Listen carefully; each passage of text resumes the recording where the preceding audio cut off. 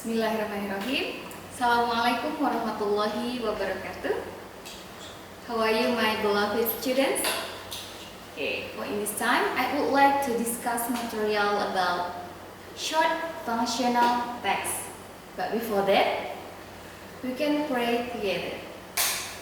Bismillahirrahmanirrahim. Rabbi zidni ilma warzuqni fahma. Allahumma yasir wa la tu'asir. Baik, anak-anakku yang soleh-solihah yang ada di rumah, sebelum kita mulai pembahasan kita kali ini, mari kita semua untuk yel-yel dulu supaya semuanya semangat, ya. Yuk, yang di rumah ikutin saya ya. Cerdas cendekia bersama Alfida. Fikir, zikir, bismillah, Allahu Akbar. Ya, baik. Soleh-solehah yang ada di rumah, walaupun pertemuan kita tidak seperti biasanya, kita terhalang oleh jarak dan waktu, mudah-mudahan tidak merubah dan tidak melunturkan semangat belajar kalian yang ada di rumah, ya. Baik, untuk pertemuan kali ini, sesuai dengan apa yang sudah saya sampaikan di awal, kita akan membahas tentang materi short functional text. Apa itu short functional text? Apa jenis-jenisnya dan bagaimana fungsi dari masing-masing teks tersebut?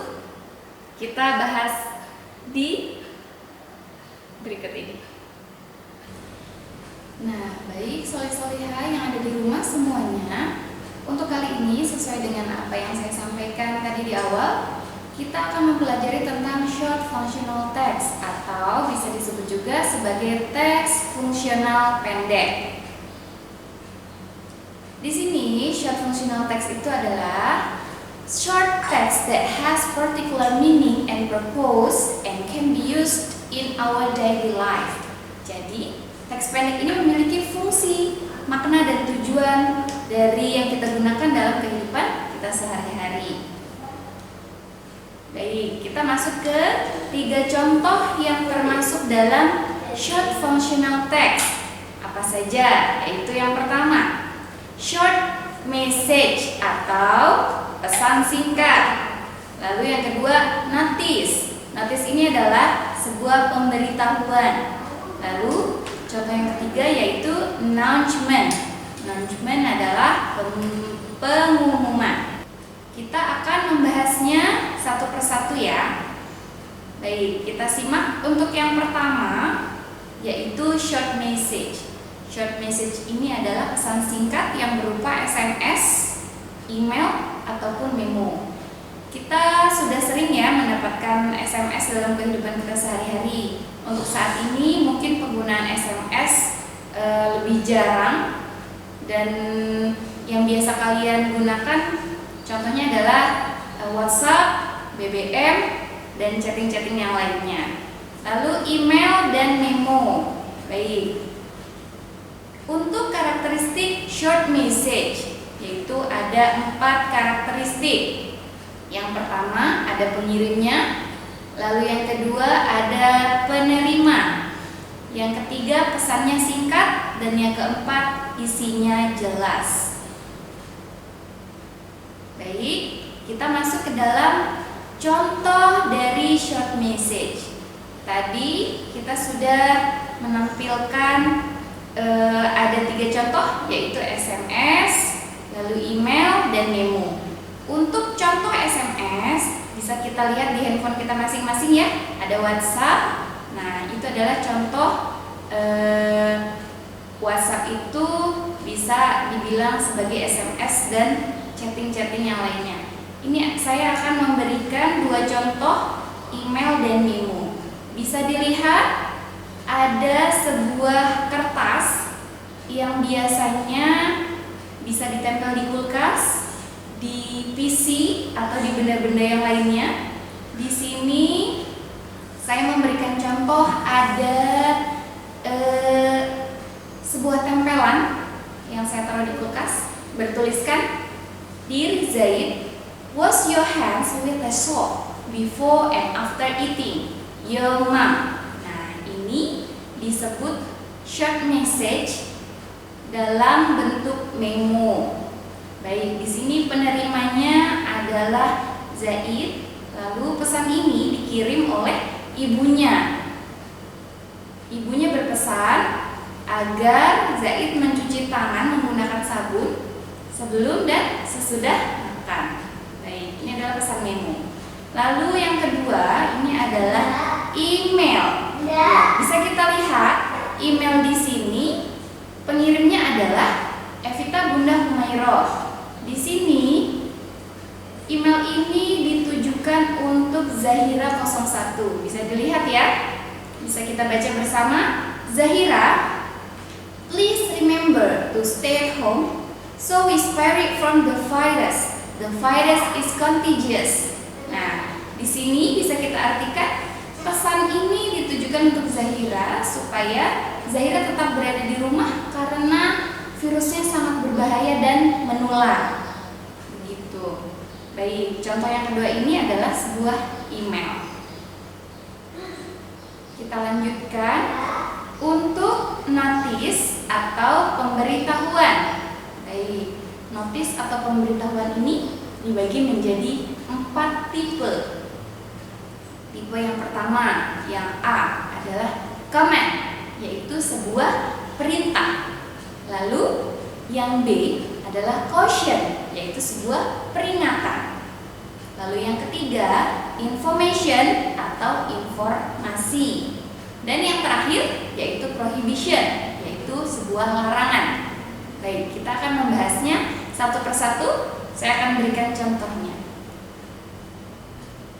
Nah, ini kalian bisa lihat di sini ada 2 contoh. Contoh command dan contoh caution.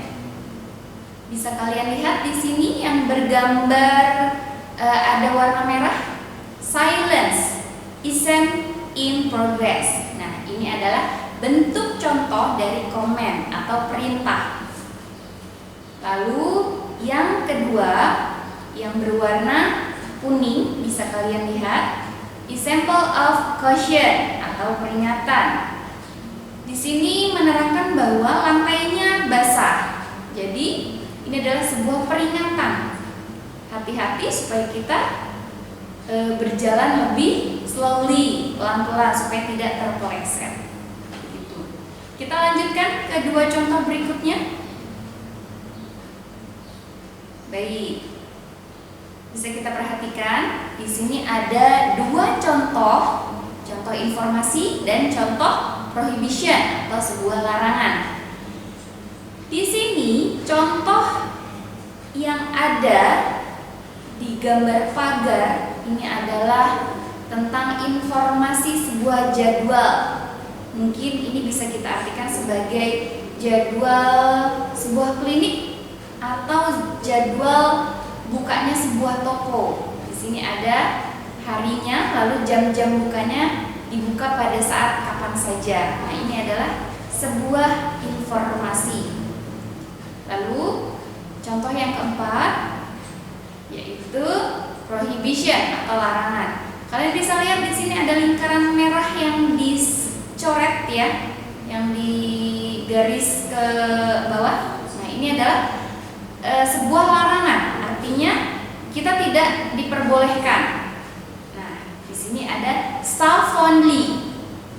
Biasanya prohibition atau larangan ini digunakan di perkantoran-perkantoran atau di sebuah area yang melarang seseorang yang bukan stafnya atau seseorang yang tidak mempunyai kepentingan untuk masuk ke dalam. Nah, ini biasanya ditempel di depan pintu ya, soleh-soleha. Bisa kalian lihat di sini staff only. Jadi hanya stafnya saja yang dapat masuk ke dalam.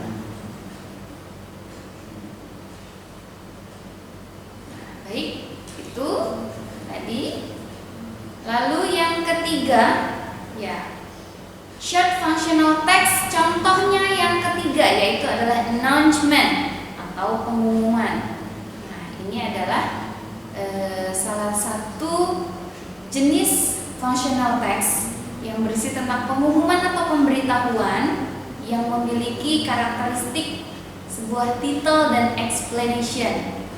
Nah, kalau kita berbicara sebuah title, kalian sudah tahu pasti ya, title itu adalah sebuah judul. Yang kedua itu adalah explanation. Explanation seperti yang kalian pahami, explain berarti menjelaskan. Berarti ini berisi tentang penjelasan. Pasti ada sebuah judul dan penjelasan yang terdapat dalam announcement tersebut. Baik, kita lihat contoh dari announcement atau pengumuman. Baik. Ya. Ini adalah example of announcement atau pengumuman. Bisa kita lihat storytelling competition. Our school will hold a national storytelling competition on July 16. Nah, di sini ada sebuah explanation, penjelasan bahwa storytelling kompetisi atau kompetisi storytelling ini. Nah, sekarang kita masuk ke dalam example of announcement atau pengumuman. Baik, kita perhatikan bersama di sini ada sebuah pengumuman yang mengumumkan bahwa terdapat kompetisi storytelling. Storytelling competition. Our school will hold a national storytelling competition on July 16. Nah, di sini adalah berisi tentang explanation.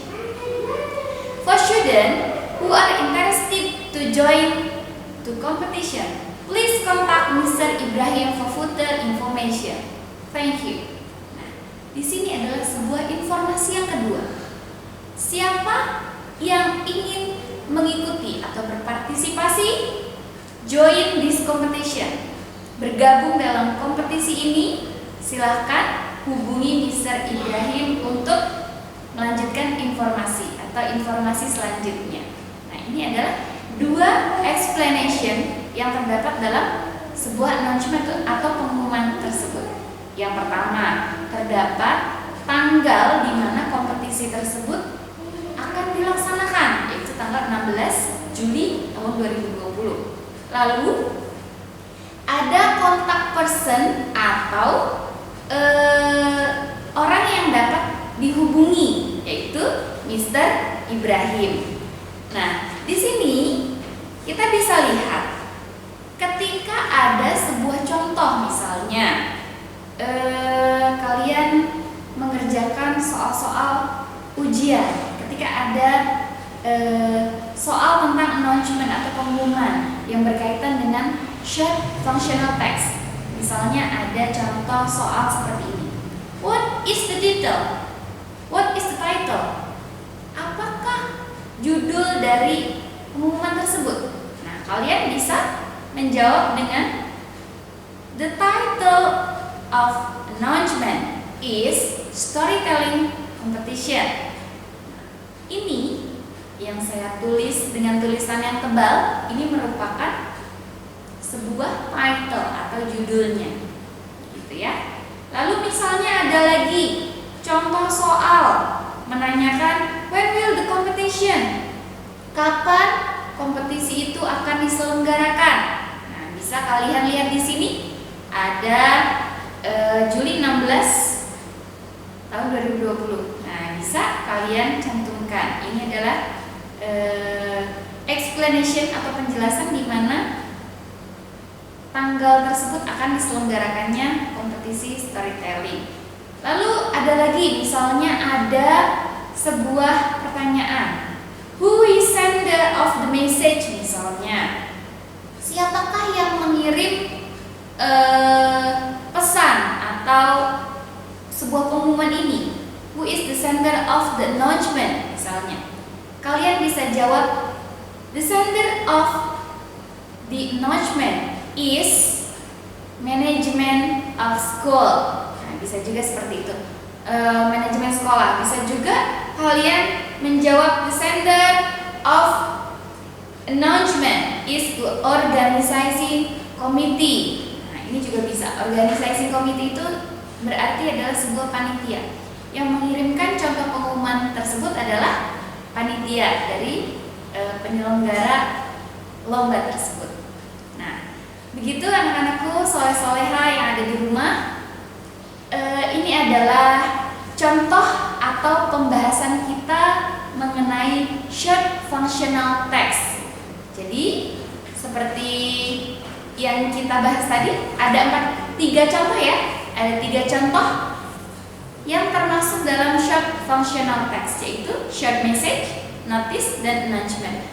Sebetulnya masih ada beberapa contoh lagi, tapi kita akan bahas di kesempatan berikutnya. Baik, mudah-mudahan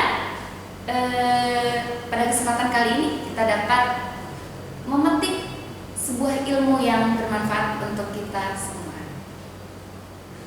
Baik, anak-anakku yang soleh-soleha yang ada di rumah, setelah kita melakukan pembahasan tentang materi short functional text yang tadi, mudah-mudahan apa yang saya sampaikan tetap bisa menambah pembelajaran bagi kita semua.